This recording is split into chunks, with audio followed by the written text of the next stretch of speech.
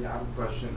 So if that, like, let's say you're single and that's been like a struggle for you and something the Lord has brought you out of, and then like the Lord brings you like a spouse, and before like y'all get married, is that something you should be like upfront with and say that like that had been a struggle with you before you like before going into the marriage, so like your wife can like I don't know, like maybe be more understanding or be more like Well, I think in the church, I would say this. I would say that um, if you're a father, you should be putting the question to any young man that wants to marry your daughter.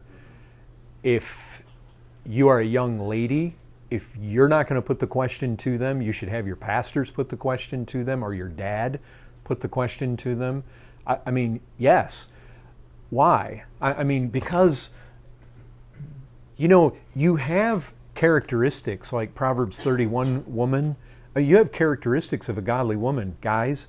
That's there on purpose, like so that you can look at it and try to find a woman that's like that. Same thing. You have qualities of godly young men displayed to you ladies in Scripture. What kind of husband do you want? Do you want one that bears resemblance? Well, then you need to be getting to know one another. And I recently heard Paul Washer do a message, and he did a message based on 1 Thessalonians chapter 4, sanctification, specifically concerning sexual purity. And he made the statement that if you are failing with sexual purity, you're not even at the first rung of spiritual maturity.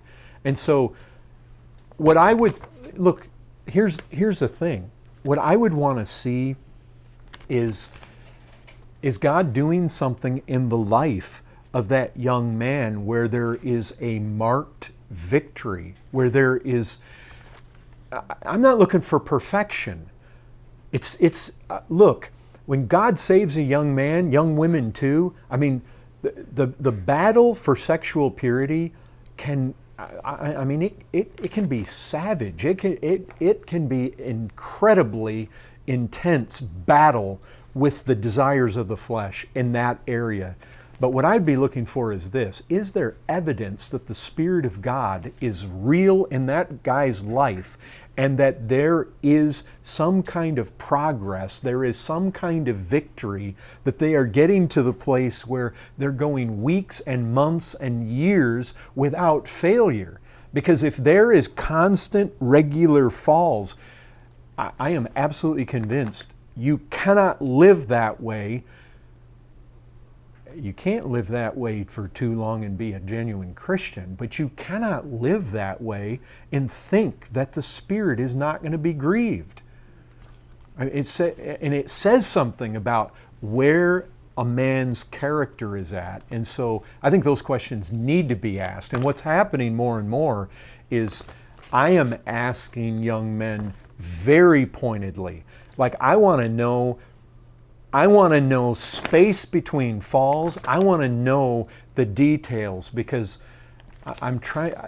I want to get. I want to see what God does in men's lives, and I think in this very area, it's a telltale sign.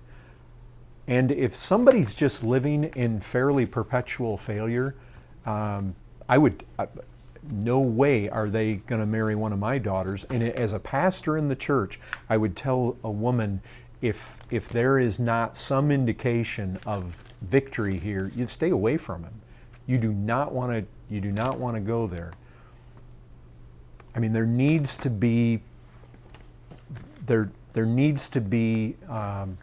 yes, I think there needs to be transparency at this point.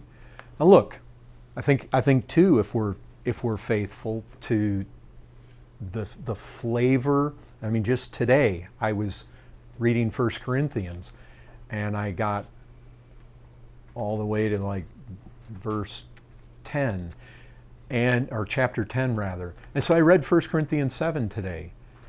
And there is a place, obviously there is a place for somebody to get married. for the sake of sexual temptation.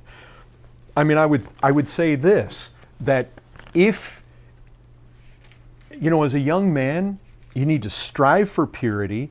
If the battle is intense, get married. But look, by the Spirit, if you're a Christian, by the Spirit, strive to put to death the deeds of the body and get married. I mean, that seems to be very biblical. I mean, it's better to marry than to burn. And I think finding a wife is a good thing. But you need to be the caliber of young man that a godly young lady is going to want to marry. Because if your life is sloppy and full of failure and defeat, you shouldn't expect that you're ready to get married. You shouldn't. That is not putting too high a standard to expect that you're striving to walk before the Lord and that there is evidence of victory in the life.